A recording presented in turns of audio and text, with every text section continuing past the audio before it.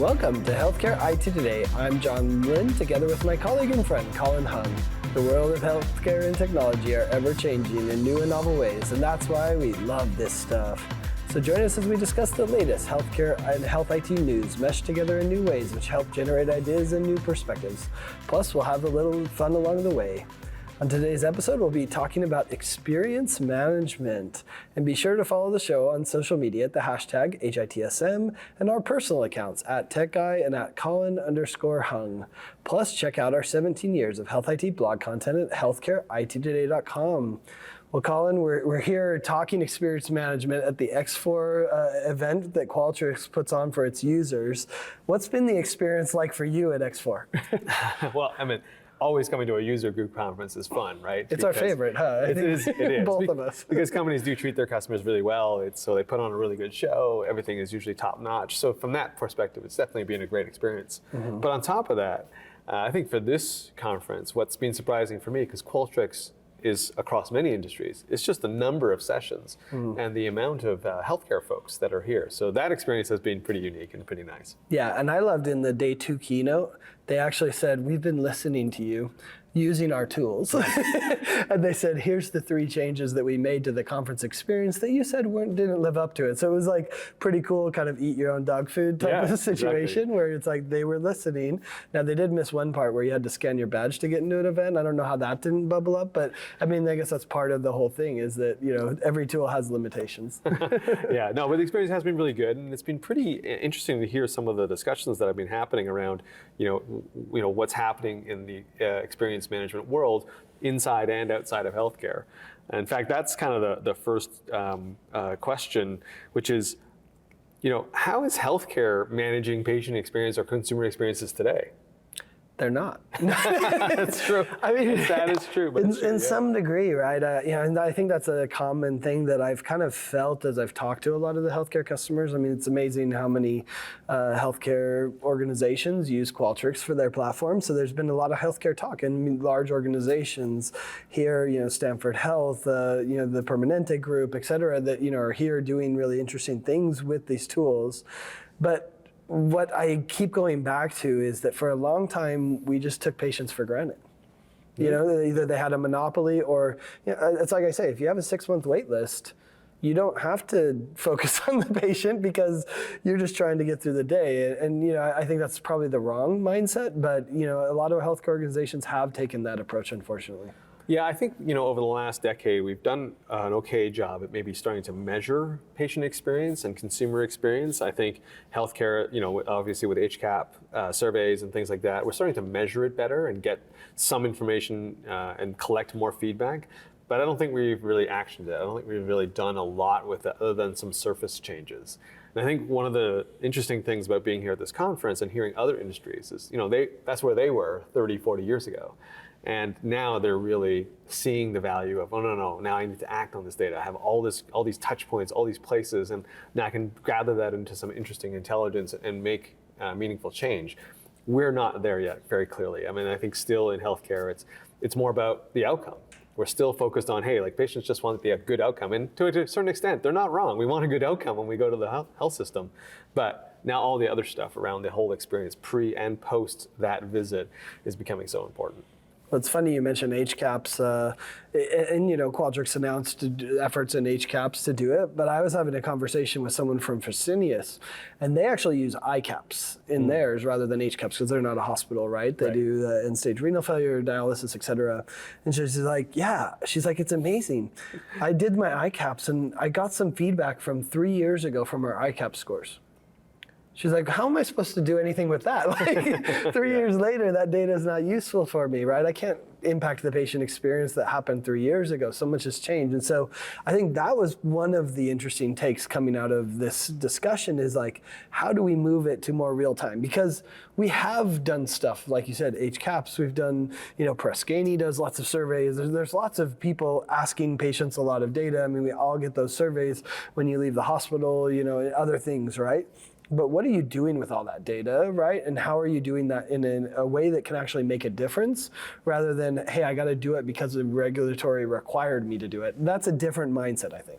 Yeah, and it's just interesting you bring up the whole real-time I've had conversations at various conferences over the years where, some people are actually okay with it not being real time, not because they don't want it, but because there's an expectation if you receive feedback in real time that you can act on it in real time.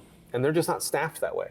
They can't change someone's meal right away. They can't move someone from one room to another right away. They can't change the temperature of the rooms right away or do things. So they want to, and they all want to drive to that future, but currently they just don't have the resources, they just don't have the manpower to do real-time service recovery, which kind of is an expectation if you have a real-time feedback system. So the whole post-visit survey is kind of sort of at the right time and tempo for them, because there is no expectation for you to fix something like right then and there. Yeah, it's a good point. There was another element in the keynote that I think highlighted where we're at in healthcare. He said at most companies, he said in general, he wasn't speaking to healthcare, but I'll apply it to healthcare because I think it's true as well, is that we're in healthcare, we're doing experience measurement, not experience management, which I think is a subtle difference, right? Where we are measuring what's the experience, but to your point, do we have the resources to reply, to go and change the experience, do we have the power to go to the EHR vendor and say, hey, guess what? This patient portal isn't cutting it. We need it to improve because our patients are complaining, right? Like, that's a hard uphill battle to convince an EHR vendor, especially if you're a smaller organization, to go get them to understand that, hey, as a partner, we need you to improve the experience for our patients, but it's gonna require you to improve the software. And let's not get into the fact that, okay, well then now the EHR vendor improves it, but you're 3 versions behind, which every EHR vendor wants to solve that problem too. Well, actually, on that note, then let's talk a little bit about how should healthcare organizations really be approaching this whole thing around experience management. Yeah, it actually kind of harkens back to some of our GIS talks, like when I was at the Esri conference, right? Where it's like, well, everyone uses GIS, but do you have a dedicated person to that? Or, it's like everyone listens to patients, but do you have someone dedicated to listening to patients? I feel it's kind of the same way, right? Like, sure, everyone should be part of experience management, but if there's not a dedicated person to remind you that this experience matters and why it matters, and add that kind of empathy, which I think was an interesting theme here, right? That experience is about having empathy for that customer, for that patient, and being able to have that empathy and understand that. If you don't have someone doing that, you get lost in the minutia of implementing a new software or fixing a process that's not working quite as effectively as it would, right? But if you have someone who's going to come and say, hey, let's take a moment and think, what is it like for that cancer patient and the mother of that cancer patient to come into our organization, have it, right? Like, it just adds some empathy and reminds you of that human behind the process that you're solving. So, maybe that's the first one, is like dedicated someone to experience. And that's happening at large organizations, but not so much in smaller ones, I think. Yeah, I'm going to go a little bit different in the answer here. Like, I think the approach that most healthcare organizations are taking right now is they're focusing on areas that they can control as the experience group, and they're purposely avoiding the clinical area. That's because, first of all, I don't think it's reasonable, and we've heard it here at the conference talking to organizations like Intermountain and others, where it's just not reasonable to put more on the top of doctors and nurses and technicians. They're already overburdened. So to expect them to solely deliver a better experience is unrealistic. However, there's the digital front door stuff. Experience with the website, experience with the chatbot, experience finding a doctor. And then there's all the tail end stuff around the financial experience, around the bill and how you get it and whether or not it's understandable. And so I think those areas are areas where people are like, okay, you know what, we can fix this because it's not going to add more work to the clinicians, but it's very impactful in terms of the overall experience that a patient does have with my organization. So what I'm hearing here and what I'm seeing in the market is the approach that organizations are taking around, okay, let's focus on those. Let's fix those because those can be fixed by a small group. It doesn't require 5 different committees. And let's get patients involved and ironing out this really, really convoluted process of booking an appointment or a really convoluted process of figuring out how to pay your bill. So I think those are the approaches that healthcare organizations are taking, and I'm certainly encouraged by it. Yeah, well, and I think that there's a bit of energy that we've seen even at other conferences that we've been to, that value-based care is going to force this effort, right? That no longer can we take them for granted. We need to listen to the patient, and we have to create these experiences that are quality experiences, because that will improve the care, right? And we've seen that in a lot of things, and there was a lot of discussion about that in the different, discussions that I had with healthcare organizations, is that if we improve the experience, the outcomes improve as well, which is really interesting to think about, that whole tie between, if they have a bad experience, well, maybe they won't trust you, and then they won't fill their prescription, and that becomes a big problem, right? Because they needed that prescription to improve their care, or whatever it might be, or the quality outcomes. So I think that's the other part, is thinking holistically about it, like you said, is going to be essential in this value-based care world. But to your point, it's really hard to do. Like, how do you do that? And then not just listen and say, okay, we know there's a problem, but now how do I get IT involved, and the patient experience, and the chief medical officer? Because it does take this multi-stakeholder approach to really solve the problem. Yeah, and and thankfully, like as you said, there are more and more organizations that do have people dedicated to the patient experience or experiences in general. Usually that's part of the marketing team, but increasingly it's its own standalone department. And once you have that champion, I think that's when you can see some change happen, as you said. Like, I think when you have someone who can prove the ROI, which I think is very key, then you can push these things forward. And we do need it. I mean, competition is coming, or is already here in certain areas.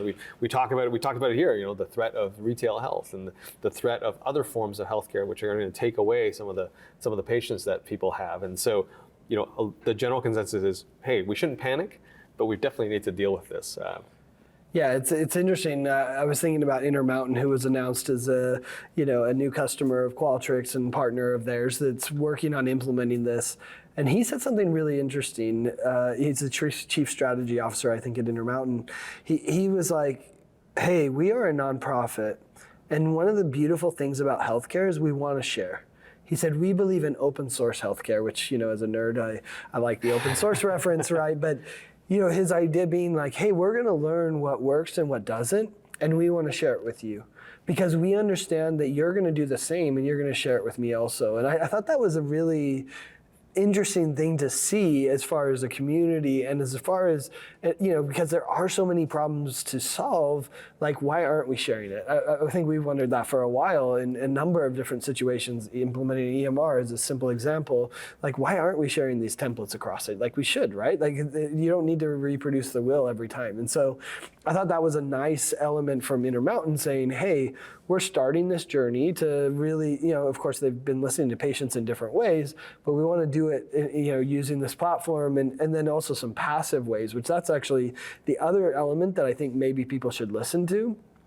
Coming out of this, is like, okay, you can survey people to death, but then you start having diminishing returns.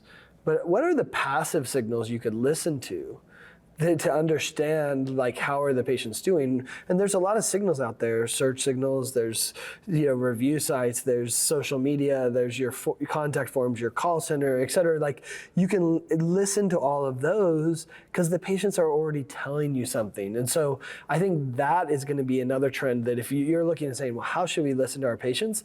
What are the passive things you can do rather than just the active, let me survey them and see what they say, right? Because the passive ones you're hearing from a wider swath of people that I think is more interesting, it's more powerful. It's almost like invisibles versus wearables. It's that same concept where it's like, they don't have to do anything and we hear what they're saying. Hey, if you're just tuning in, you're listening to Healthcare IT Today with my colleague John Lynn, and I'm Colin Hung. Today we are talking about the patient experience and managing that in healthcare. So John, let's flip the script a little bit and talk about something that Qualtrics announced here at the conference, which is turning their tools inwards to look inside an organization rather than looking outside. What they're talking about is using their sentiment analysis, using all of these passive listening capabilities to determine the employee experience. And as we know in healthcare, that's a big issue right now. Yeah. How do you think healthcare should approach this? Or do you think healthcare in general is going to adopt a tool like this to use on their staff? I mean, I think that we should, right? Because burnout's been such a problem. And I think what we've discovered is that some people have been doing this, right? They've been using Qualtrics to survey their employees to understand. But what's interesting about their announcement is they're bridging the two sides together. That if your employee experience is bad, then your patient experience is bad too, right? Like, because your employees determine your patient experience, and that there's a correlation between the two that they're going to bridge in their product, which I think is a fascinating thing to think about. There was one speaker that talked about your patient experience can never be better than your employee experience, which I haven't fully chewed on, but I was like, that's kind of interesting to think about, right? Like, because they will determine, is it a good or bad experience by how they're doing it. If they're doing bad, everything else could be totally rock solid, best care possible, easiest digital tools to check in. And then if that grumpy nurse hits in there and, and treats them poorly or whatever, probably a doctor more than a nurse, but but you know what I mean, it will ruin the experience. So I think that bridge between the two is what's been really fascinating for me. For me, it was a lot of very interesting features that potentially could help. I mean, back to your comment about passive listening, they're able to, for example, through the Qualtrics system, detect rage clicking, right? So they're able to see, like, as you're using a tool internally, are you clicking and going back and forth between the same two menu options and it's just not working? And that's one thing perhaps that IT could solve, right? But just relieving that one little frustration. If you multiply that across all your employees or all experiencing the same thing, these are these little frustration points or friction points, I think they called it, that they can remove. So I think those kinds of things are easy things to kind of snip off and address in terms of employee, but also, rightfully so, they're talking about things like, well, just knowing who's, not just who's looking, but who's being looked at by recruiters. You can actually tell based on how they're entering information into their system. So they've applied some sentiment analysis to their data entry. Like, in healthcare, it would be data entry into EHR. You can tell by how a doc enters the information as to how happy or not they are, and whether or not there's going to be an issue, or whether an employee perhaps is being recruited, just by looking at that kind of information. It's pretty fascinating, and I think, for an HR department at a hospital, I think that's an early warning signal that I think they would probably appreciate right now. Yeah. Well, and when you think about the sentiment analysis, it opens up so many new avenues of understanding that, whether you're looking at a whole call center and saying, what's the sentiment of patients calling in? Like, that could be really informative, right? Or if you do it to your employees, saying, what's the sentiment in the emails that are being sent around, right? Which there's lots of privacy, interesting questions as we dive into this, but the sentiment analysis changes the perspective, right? But, I think the other passive ones that are interesting to me is like the email. Are they responding to more emails? Are they responding to less? That might be an indication of some burnout, right? And then I look at it and expand it, I don't know anyone doing this, but you look at it and you're like, well, couldn't we do this in Epic with Epic Messages and the onslaught of messages that doctors have started receiving, which is why they started charging for them?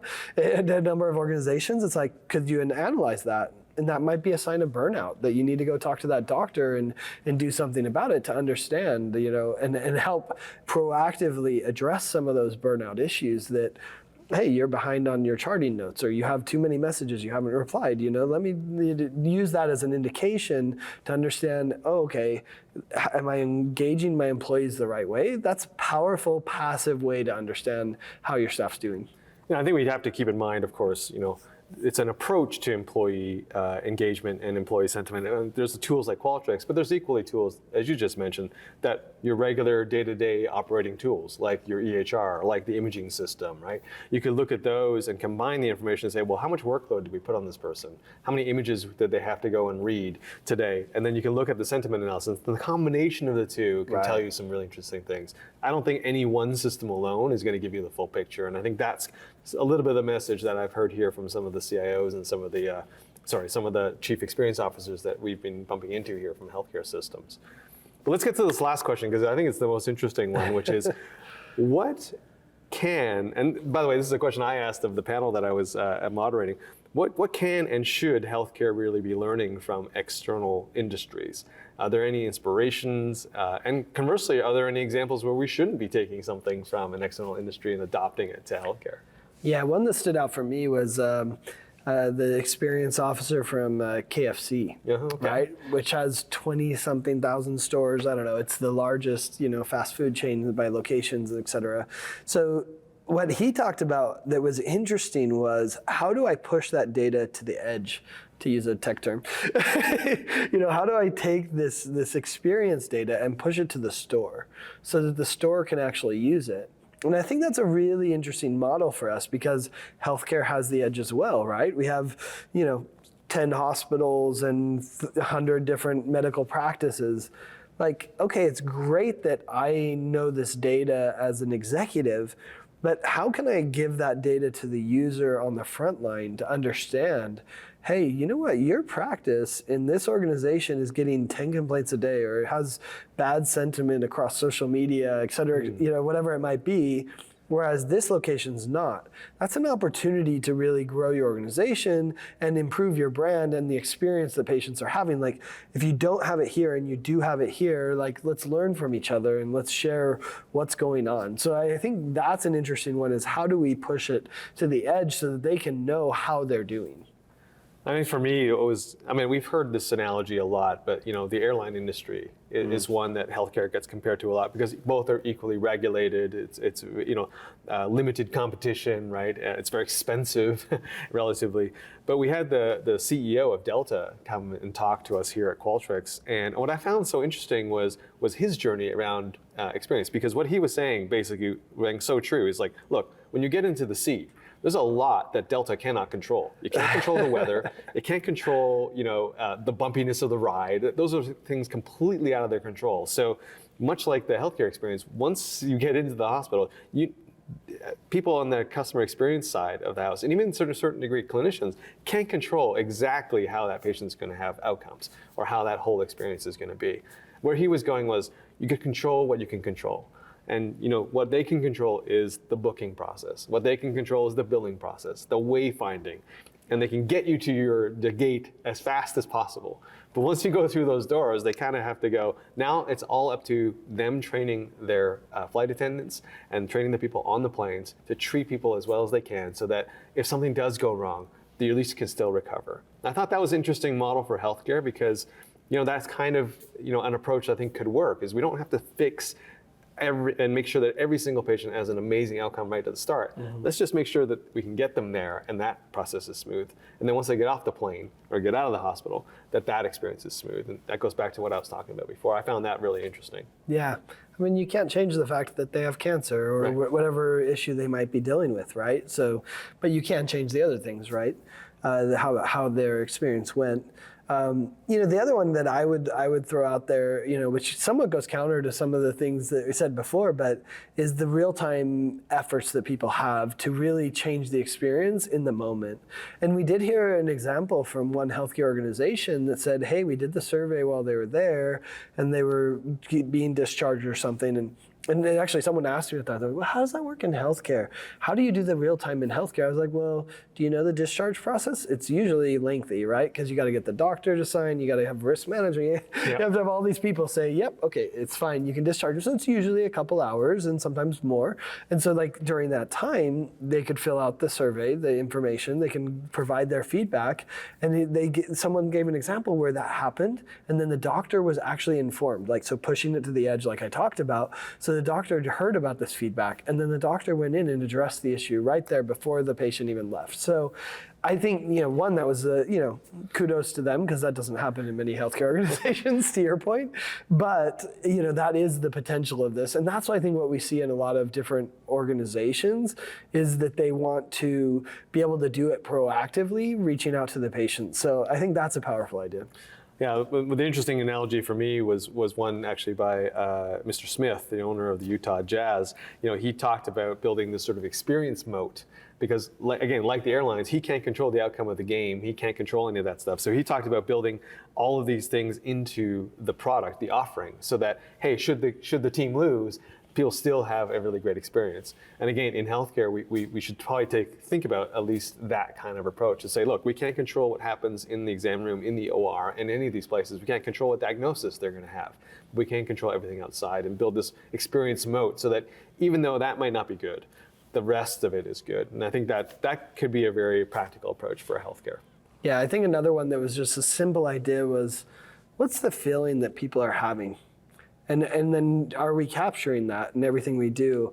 It was Joanna Gaines, I think, right? She was talking about when you go to Waco, Texas, which is the middle of nowhere, to their store, Magnolia, she's like, we want to feel like you're coming home.